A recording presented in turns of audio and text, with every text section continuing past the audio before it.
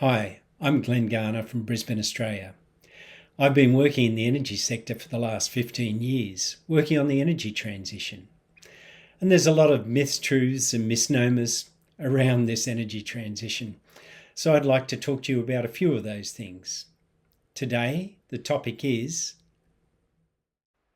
nuclear energy for Australia. Does it really make sense for us here? Let's get right into how long this is going to take us. Firstly, Flamanville in France, and next Hinkley Point in England. 5 years and 7 years respectively was the plan. But that didn't really happen.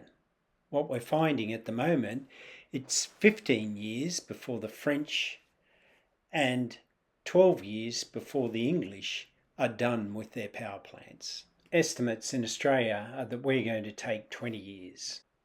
Not only can two experienced countries not get the timing right, the original cost estimates of 3.3 billion euros and 18 billion pounds have blown out to 19 billion euros and 46 billion pound.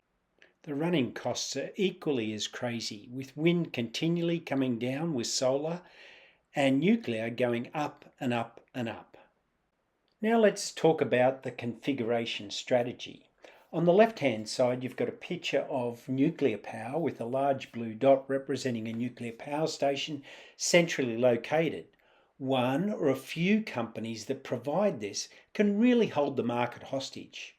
They also represent a large and single point of failure. And it's a different grid configuration than we're building today, so it's a totally different strategy, and we're going to waste money by going back to the drawing board.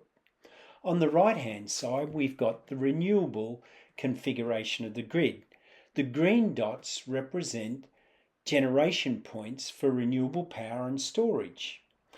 Not only do you have lots of providers, so you have a competitive price from many competitors, you've got resilient alternatives in a grid configuration, and customers can participate with their own generation, like rooftop solar and battery systems.